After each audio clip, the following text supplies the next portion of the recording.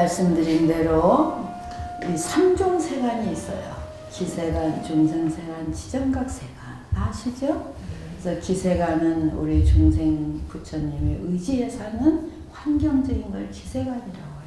그걸 세계라고 하고 우주법계라고 하고 화장장엄 세계라고 하고 하여튼 이 우주공간이 기세간이 있어야 생명체가 같이 더불어 의존해 살 수 있어요. 거기에 중생세간은 정말 있는 그대로 중생에 우리 스님들이 제가 그 경동시장에 가서 그 천차만별한 삶을 보고 정말 부처님께서 연기를 깨달으셨고 그 연기 속에 수없는 중생이 아주 그 애잔한 삶을 다 부처님이 보셨구나. 그래서 그 자비로움과 그 지혜로서 일생을 관찰하신 분이 서가모니다. 이렇게 내 스스로 정리를 했어요. 그 경동시장에 가서 천차만별한 삶을 보고 그래서 그러한 그 중생세간. 근데 그 모든 것이 어리석음의 뿌리를 두고 있어요.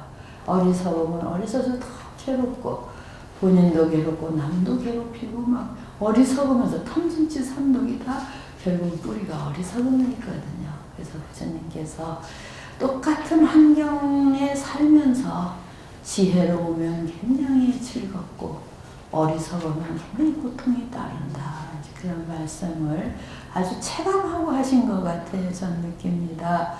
그래서 그러한 중생들의 삶이 펼쳐지냐 하면은 그 중생의 삶을 지혜로 바꾸려고 노력하는 것이 지정각세간이에요. 네. 그래서 지혜로서 밝게 깨달은 부처님의 세계, 성자의 세계, 그리고 우리의 수행자의 세계가 지정각세간입니다.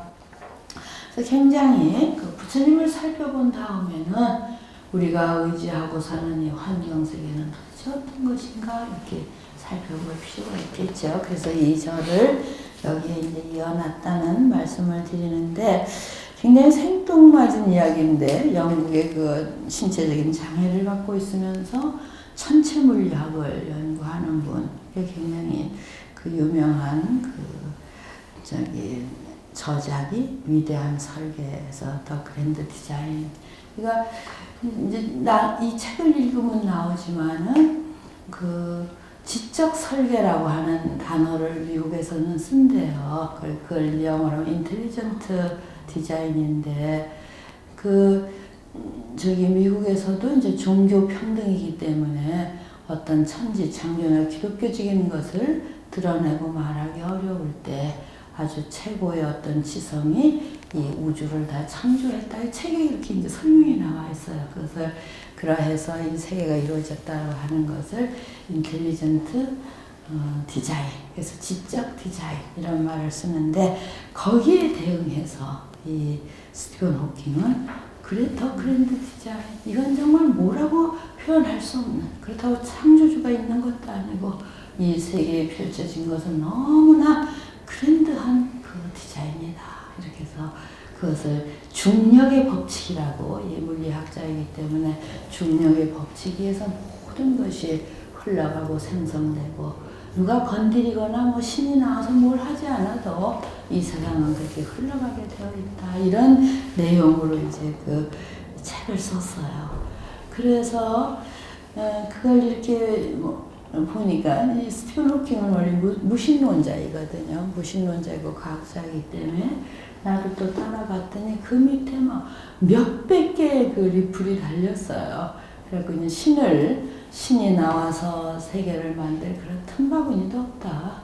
그건 이제 별 과학적으로나 또 철학적으로 생각해서는 옳지 않다. 이런 반론, 신의 유신론에 대한 그 과학자의 입장을 써놓으니까 다 막 비판하는 리플들이 많이 달렸어요. 그걸 보면서 하엄경의 세계성지품이나 화장세계품이 다 정말 이 세계를 만들고 부처님의 세계를 이루는 거잖아요. 그래서 정말 이 우주 공간을 누가 만들고 어떻게 만들었나, 스티븐 호킹처럼 중력의 법칙에 의해서 만들어지는 건가. 그러면 하엄경의 세계성지품, 화장세계품 다시 한번 읽고 그것을 한번 같이 연결 지어보자. 이런 의도에서 이것을 썼습니다. 그래서 거기에 그런 이야기예요. 한국의 인터넷은 신에 의한 우주의 창조를 전제하는 기독교계와 우주 물리학계는 몇백 개에 달하는 찬성과 반대 의견을 쏟아내서 달고 있어요. 근데 불교에서는 전혀 거기에 대해 관심이 없어요. 그러면 화엄의 경지에서 세계 성취품하고 한번 연결 지어서 생각해보자. 그래서 이제 하엄경 세계 성취품을 읽었습니다. 그 다음 장에 하엄경 세계 성취품은 보현보살이 일체 세계에 중생에 재불해 법계에 중생업해 중생근욕해 재불 전법륜에 삼세 열애 원력해 열애 신변해령 10종의 무량한 세계 현상을 관찰하는 것부터 시작돼요. 그래서 이 하엄경에는 이 불신도 그렇지만 세계에 대해서도 중중무진인 거예요. 중생의 세계도 여기에서 이제 바다 해자를 쓰는 것은 정말 뭐 중중무진으로 펼쳐지는 바다가 가시없이 그 출렁이는 그와 같이 재불의 세계도 그렇고 법계도 그렇고 중생업해는 거예요. 중생이 행위하는 그 모든 그 작용들, 현상들 그런 거 중생 근욕이라고 하는 건 뭘까요? 하고자 중생의 욕망이 이제 바로 근욕이 되겠죠. 그런 거에 대해서 재불이 법을 전하고 그 중생들을 이끌어서 3세 과거 현재 미래를 전부 이끌려고 하는 거 그런 거에 열의 원력 그 중생을 이끌기 위해서 열의 신변이 또 천차만별에 펼쳐 그러니까 이 세계에 중중무진으로 펼쳐지는 세계를 쭉 이 세계에는 이렇게 해서 구성이 됐다. 이 10개의 카테고리로서 이 세계를 살펴볼 수 있다. 그러면 이 중중무진한 세계는 그 원인이 무엇일까? 어떻게 이루어지는 것일까? 해서 이제 10종 원인이 나와요. 그 도표로 만들어 드렸습니다. 그래서 10개. 60화음은 8개까지 있더라고요. 그래서 번역을 보면은 이 세계 중중무진한 세계가 세계 성취니까 뭐예요? 세계가 이루어지는 것, 만들어지는 그 원인 이유를 10가지를 들고 있어요. 그래서 첫 번째가 열애의 실력이 있고 법이 의례 이와 같은 그래서 응당히 어떤 그 전체 우주 진리가 그냥 흘러서 좀 형성되어 가는 그래서 법응엿이라는 표현을 쓰고요. 세 번째가 일체중생 행업. 행업은 뭐 일체중생이 몸으로 움직이고 업을 짓는 것. 그 다음에 모든 보살이 온갖 지를 이루어 얻고 일체중생과 모든 보살이 성근을 한 게 무엇. 모든 보살이 국토를 깨끗이 하려는 원력. 모든 보살이 물러가지 않는 행가원을 성취함. 모든 보살이 청정한 승리가 차지한 까닭. 모든 열애의 성령에서 흘러나왔고 일체력을 성도할 때 자제한 세력. 보현보살의 자제한 서원의 힘. 이렇게 10개를 들고 있어요. 그래서 스님들께서 이걸 평면으로 읽으면은 그냥 흘러갈 말이야.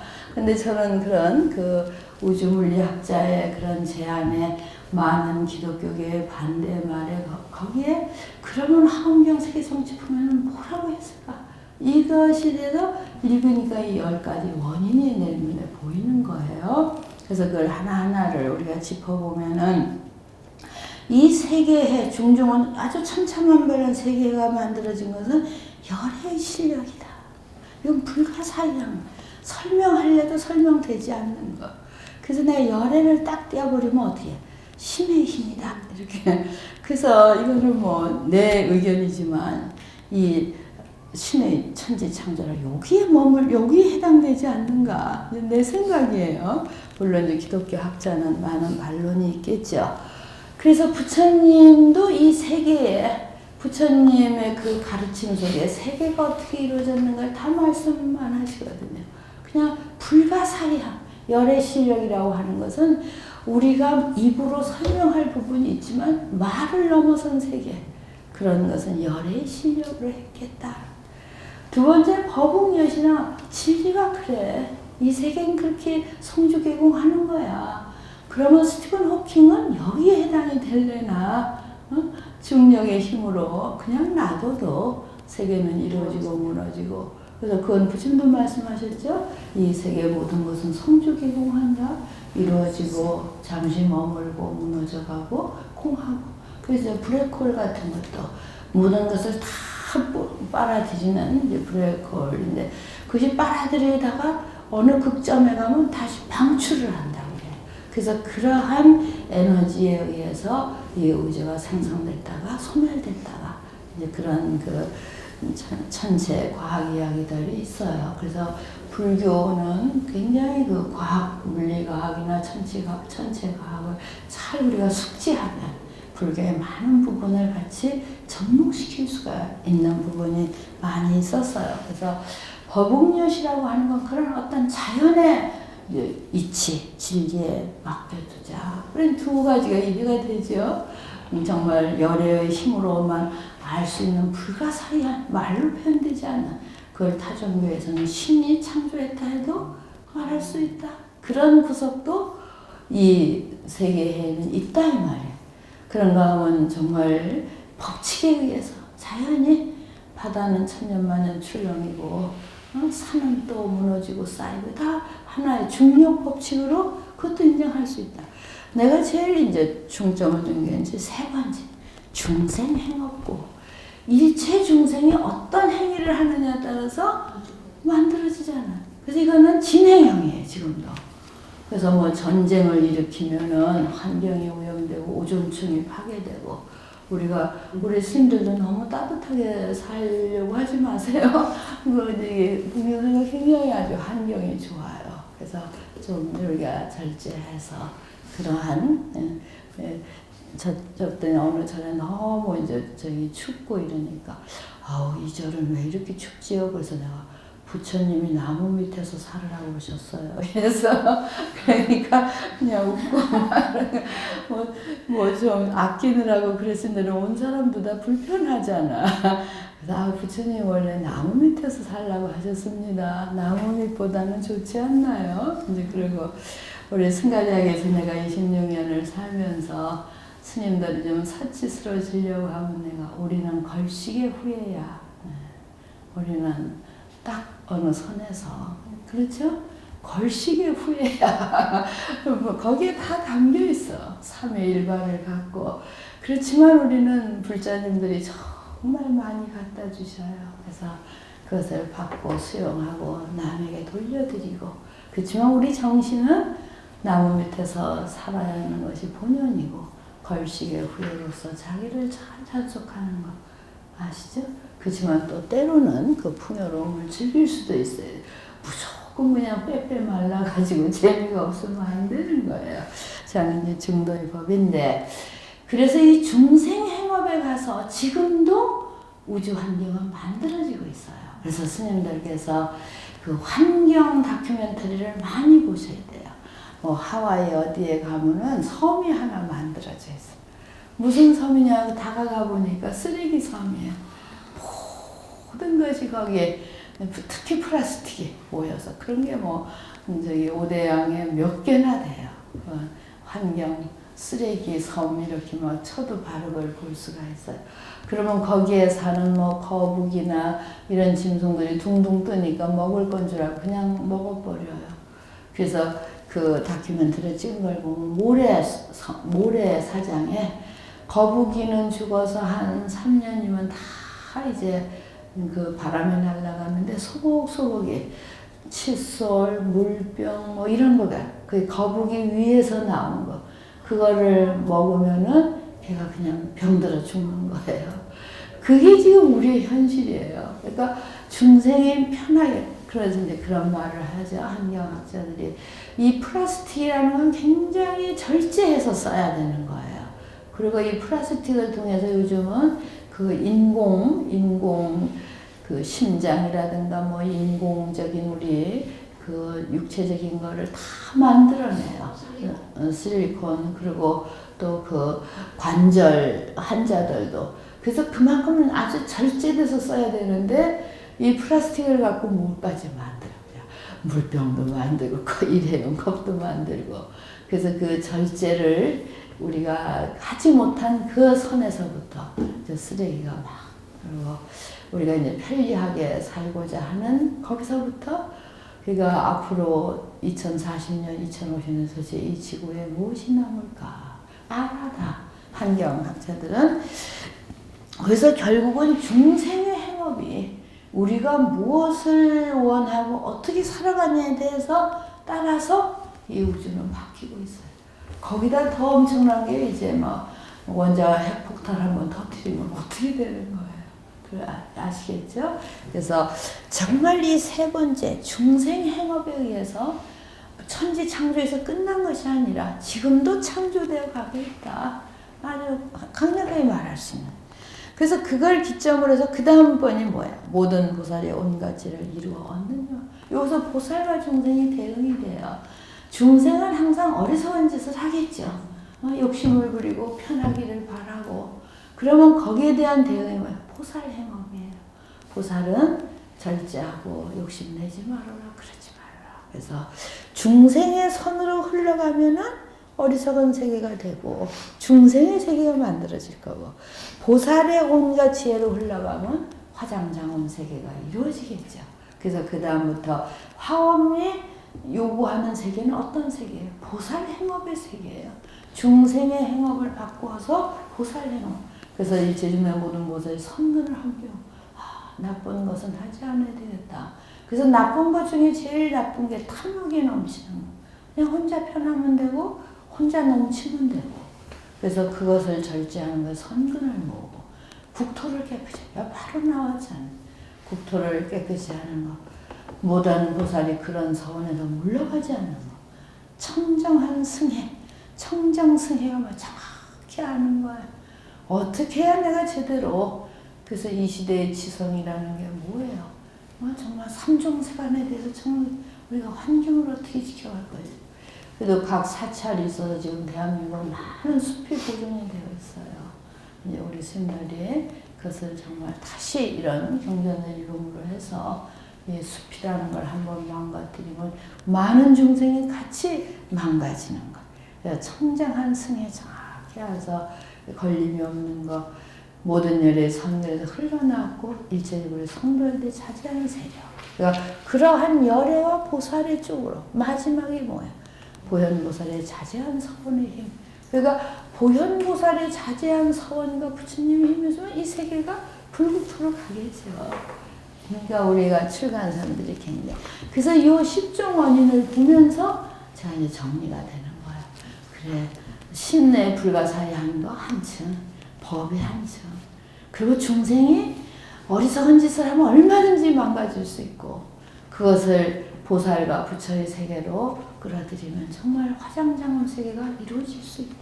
그리고 제일 중요한 것은 보현보살의 행운으로 우리가 이 세계를 건설해야 되겠다. 그래서 이 부분을 하엄에서 그 세계에 대한 이 세계가 어떻게 만들어지냐. 제일 중요한 게 중생 행업이에요. 우리 모두에게 해당 사항이 있는 거거든. 그래서 그것을 다시 읽으면서 굉장히 저는 정말 확신을 가졌어요. 우리 중생 세계로 만들어 갈 것이냐, 그 보살의 세계로 갈 것. 그런데 그 다음은 전부 스티븐 호킹의 그러한 그 이야기들을 제가 일본에 가서 발표하느라고 정리한 논문을 여기다 실었어요. 그리고 232쪽으로 보시면은 보현행원과 위대한 설계, 그걸 같이, 보현행원은 10종 행원 중에 마지막이잖아요. 보현행원으로서 이 세상을 만들어가야 된다. 또 스티븐 호킹은 더 그랜드 디자인 해갖고 위대한 설계, 정말 법칙을 순응하는 이런. 기독교 신앙에 따르면 창조도시는 지적 설계에 의하여 우주를 만드네. 아까 말씀드린 게 여기 주로 달려있죠. 그런데 호킹은 이 용어의 변경을 가하여 중력에 의한 자연법칙의 형성을 위대한 설로 표현하고 있다. 그 말을 빌며 우리 우주는 각기 다른 법칙들을 준 수많은 우주들 중에 하나일 것이다. 다수의 우주가 있다는 생각은 기적적인 미세 조정을 설명하기 위해서 발명된 것이 아니다. 그 생각은 현대 우주의 많은 이론들과 무경계 주권의 기결이다.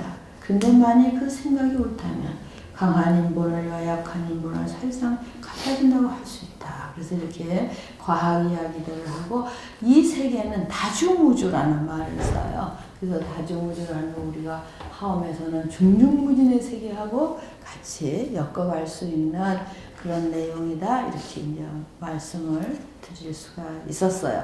그래서 제가 여기 세 번째 보현행과 위대한 설계라고 하는 것은 그 중생행업을 중심으로 해서 우리는 보현행원 쪽으로 가는 거. 그러면 호킹은 어떤 신이 만드는 것이 아니라 정말 법칙에 순응하는 거. 이것이 위대한 설계다. 그것에 대해서 우리는 한번 생각해 볼 마음의 여백을 갖자. 그리고 우리는 하엄경을 배우니까 알까 10종 원인을 갖고 충분히 말씀할 수 있겠죠. 그래서 중생의 행업을 기점으로 해서 보현보살의 행원 쪽으로 우리가 만들어가는 거. 어떤 법칙에 있어서 스티븐 호킹은 따라가는 게 이 우주의 생성이라면 우리는 중생이 중심이 되어서 만들어갈 수 있다. 절제하고 자제해서 중생세계의 탐욕으로 흐르는 세계를 보현의 행원으로 만들어갈 수 있지 않느냐. 굉장히 능동적인 그런 다음 호킹은 어떤 우주 법칙에 순응하는 필동적인 그런 의미를 찾아냈다 할까요? 제 주장입니다. 그래, 이놈을 이제 많이 읽히면은 이제 사람들의 비판도 오겠죠. 그 다음에 239쪽에 가면 불신병과 불하엄이라고 하는 그런 것인데 그 전 237쪽에 보면 화장장엄 세계의 광경을 거기다 써놨어요. 그러면 결국 하엄이 추구하고자 하는 세계는 화장장엄 세계예요. 연꽃이 하나 펴서 그 연꽃 속에 온 우주가 다 들어있는 그런 의미입니다. 이를 줄여서 화장장엄 세계 또는 화장세계라고 한다. 80교 항의 화장세계 품으로 독립된 품명이 보이는데 여기에서 보현보살은 이 화장장엄 세계는 비로자나 열애가 그 옛날 무수한 것 동안 보살행을 닦을 때 티끌어진 많은 부처님을 찾아뵙고 수행하여 대원으로 맑히고 장엄한 세계라고 정의를 해요.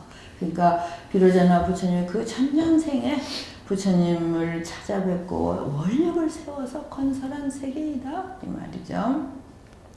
그에 따르면 이 세계는 수미산이 중심이 되는데 그 제일 아래는 평등주라고 하는 풍륜을 받지요. 그 위에 차례로 출생, 종종, 보장은, 보이다 이렇게 해서 그 10개의 층이 이루어졌어요. 그리고 이 10개의 풍륜 위에는 나머지 수미산 미진수의 풍륜. 그러니까 제일 밑에는 이 움직이는 동체가 이 화장장엄 세계를 받들고 있다. 그리고 그 위에는 향수회가 있고 여러 가지 꽃이 피어 있고 이런 것이 쭉 화장장엄 세계에 이제 설명이 되어 있어요. 또 이제 그 다음으로는 풍년으로부터 시작한 연화장 세계가 수직의 풍광을 설명했다면 그 다음은 수평의 대지를 설명하는 것이 대륜이산 속에 대지가 있는데 금강으로 이루어졌고 막 이런 이야기가 또 쭉 펼쳐집니다. 그래서 이런 경을 보고 우리는 따라가기도 어렵거든요. 근데 화장장엄 세계 품을 부처님이 설하고 그것을 기록한 분이 분명히 그러한 세계를 보면서 이거를 기록하지 않으면은 가설로 이렇게 쓰기는 정말 불가사의하다 이런 생각이 듭니다. 그리고 그러한 화장장엄 세계는 갓없는 이제 그 불가사의한 이제 열의 신통력에 의해서 그것이 이제 다 만들어져요.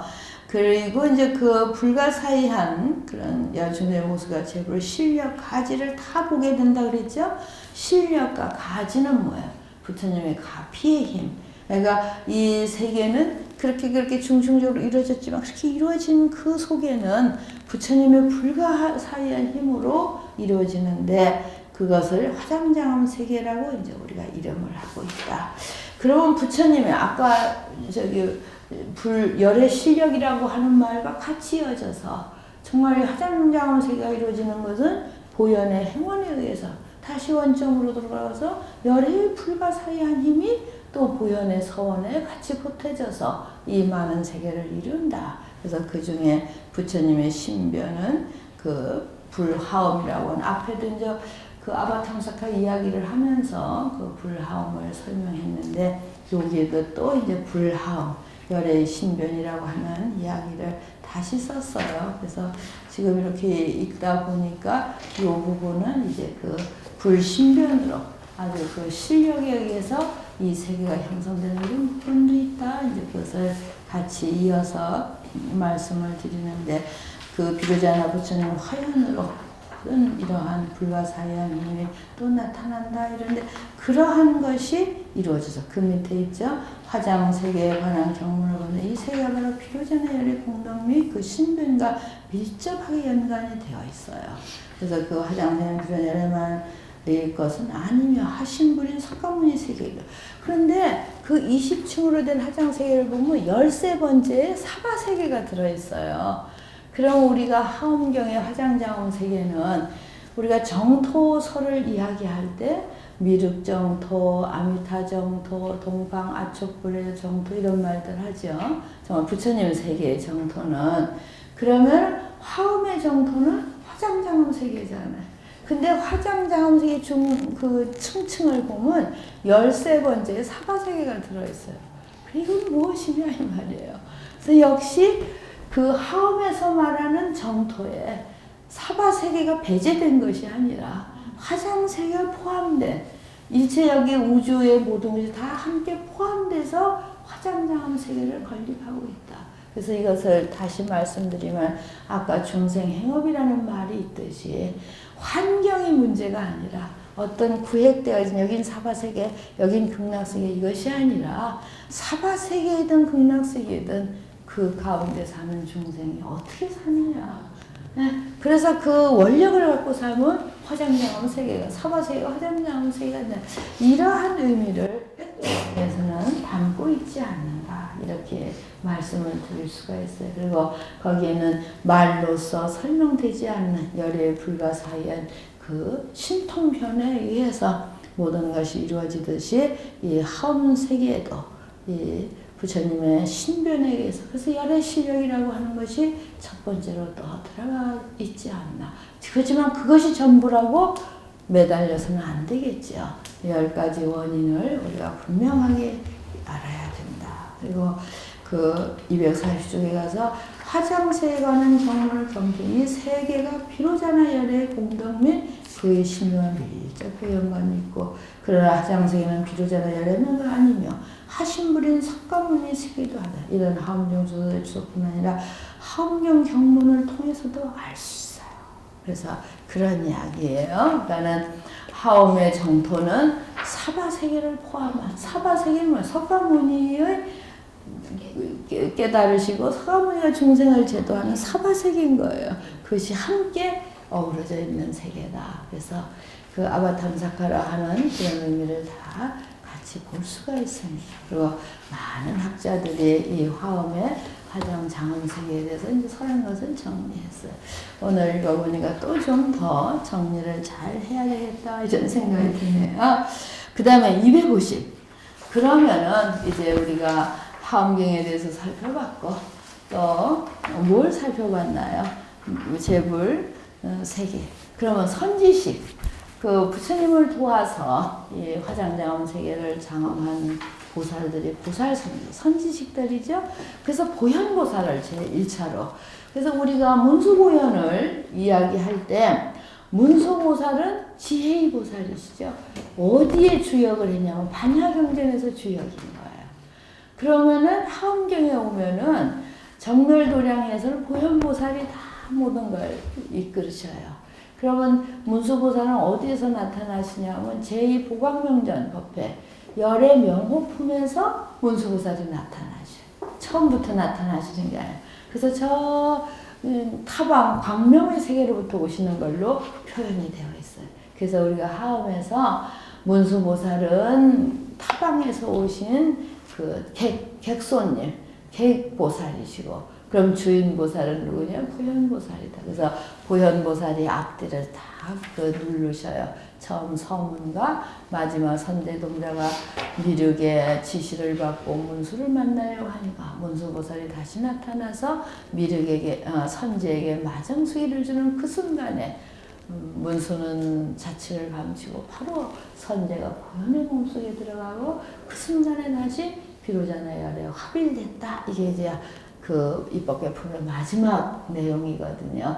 그래서 앞뒤를 장엄하는 것이 이제 보현보살이다. 그래서 이제 제일 선지식 중에 우리가 그 위효대중 속에서 보살과 모든 신중과 천왕과 그렇게 나왔죠. 그래서 이제 보살 선지식을 이제 그 하음 선지식으로서 이제 먼저 거기에 제1차로 보현보살. 그래서 이제 보현보살은 그 간다비아 수트라면 입법계 원본이죠. 거기 보면 사만타바드라 보디사트바 차리야 프라니타나 아비니르 야하 에티. 그래서 그 뜻을 생각하면 행가 원, 행가 원이나 차리야가 행이죠. 프라니타나라는 게 서원이라는 뜻이에요. 그 행가 원으로 이루어진 그로부터 출생한 사만타바드라 정말 두루두루 어진 그런 보살 이런 의미입니다. 그래서 이제 그분의 명칭을 보고 밑에 이제 또 작은 도표가 있어요.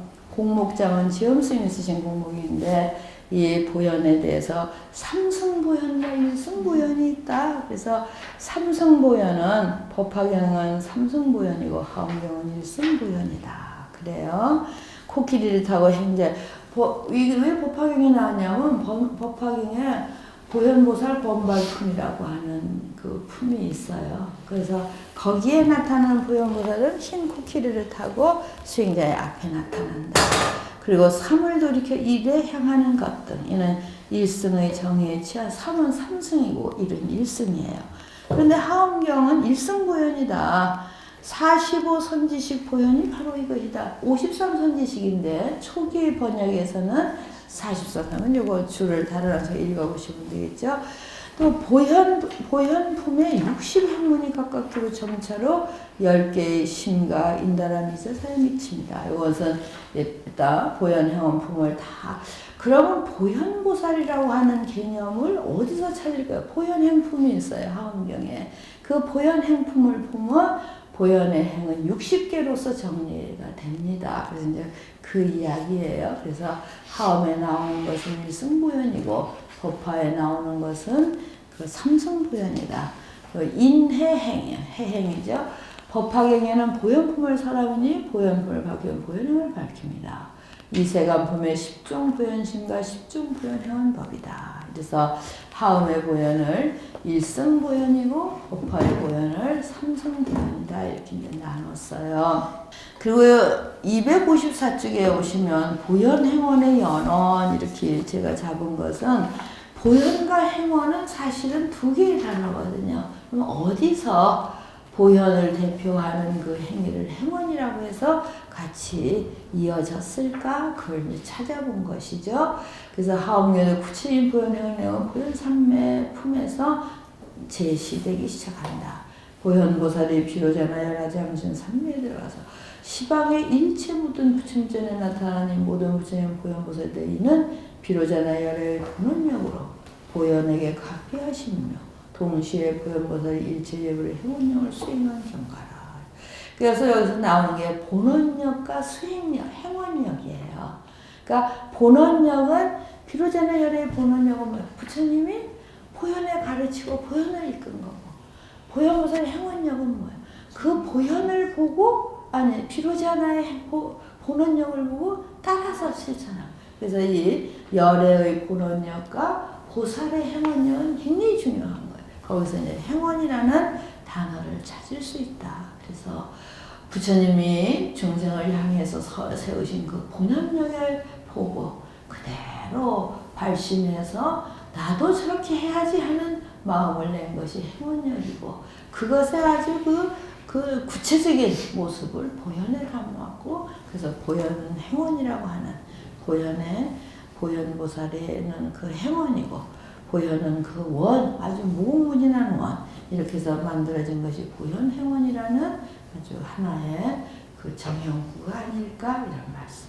그 다음에는 하엄경 각품의 보현행원. 제가 공부하는 방법은 그냥 이렇게 뚱구름 잡는 이야기를 하면 안 되겠죠. 보현행원을 볼래도 하엄에서 보현을 찾아봐라 이거. 그래서 이제 하엄경을 제일 첫 번째는 보현삼매품. 그리고 십해양품은 모든 해양 사상으로 되어 있기 때문에 역시 보현보살이 이제 주가 되어 있어요. 그래서 하엄경에서 보현을 찾으려면 보현삼매품과 십해양품 그리고 이제 입법계품 이러한 데서 이제 보현을 우리가 찾을 수 있다. 그래서 그 십해양품에서는 보현에 대해서 여러 경문이 나타나 있습니다. 선생님들이 읽으시면 보현이 이러한 의미를 담고 있구나.